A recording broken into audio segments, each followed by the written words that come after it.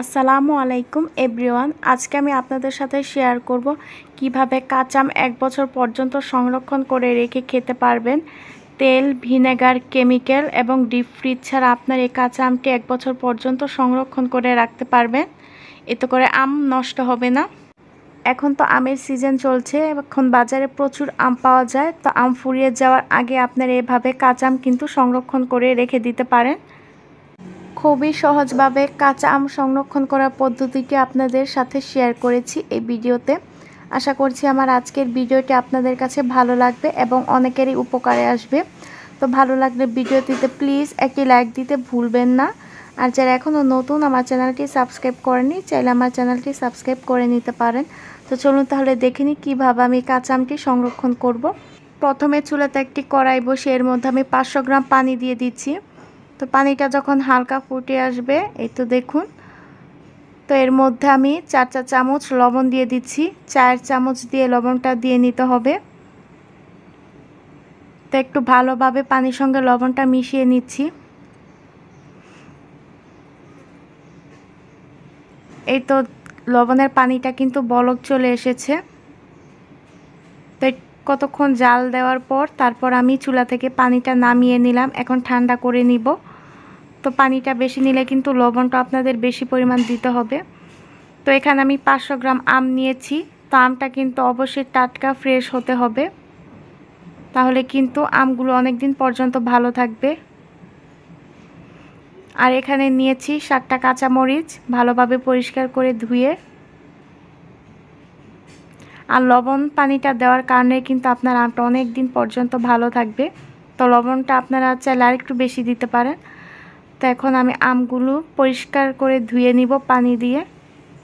তো হাত দিয়ে কিন্তু ভালোভাবে কচলে কচলে আমগুলি ধুয়ে নিতে হবে। তো আমি 4-5 বারের মতো আমগুলো এভাবে ধুয়ে নিয়েছি।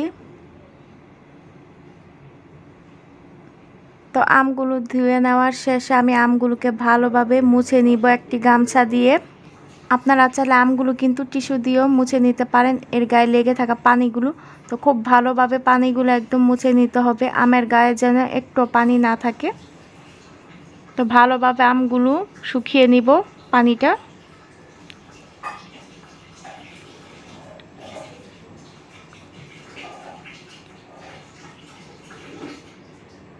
এই তো আমার সবগুলো আম মোছা শেষ। এখন আমি আমটা মাঝখান দিয়ে 2 ভাগ করে কেটে তারপর লম্বা করে কেটে নিব।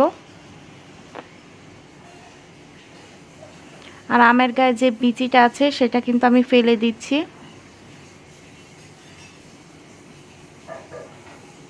তো আমটা কিন্তু আপনারা যে কোনো সাইজের নিতে পারেন, ছোট হোক কিংবা বড়। তো আমটা কিন্তু অবশ্যই পরিপক্ক হতে হবে।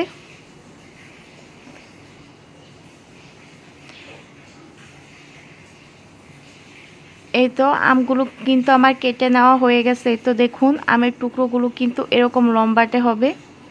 তো প্রতিটা আমই কিন্তু আমি একভাবে কেটে নিয়েছি। তো এখন আমি একটা কাচের বড় বয়ম নিয়েছি। তো এর মধ্যে এখন আমগুলো রেখে দিচ্ছি, একে একে সবগুলো আমের পিস। তো আপনারা কিন্তু যতটুকু আম নেবেন পানিটাও কিন্তু সে পরিমাণ নিতে হবে। তো আমি 500 গ্রাম পানির জন্য কিন্তু 500 গ্রাম আম নিয়েছি। তো এখন আমি কাঁচামরিচগুলো এর মধ্যে রেখে দিচ্ছি। তো আমি আগে থেকে যে ঠান্ডা পানিটা রেখেছিলাম সেটা এখন দিয়ে দিচ্ছি। তো এই পানিটা কিন্তু আমি ঠান্ডা করে নিয়েছি, গরম পানিটা। তো একটা চামচের সাহায্যে আমি সবগুলো পানি দিয়ে দিচ্ছি। তো এই আম দিয়ে কিন্তু আপনারা যে কোনো সময় আমের আচারও বানিয়ে খেতে পারবেন, কোনো সমস্যা হবে না।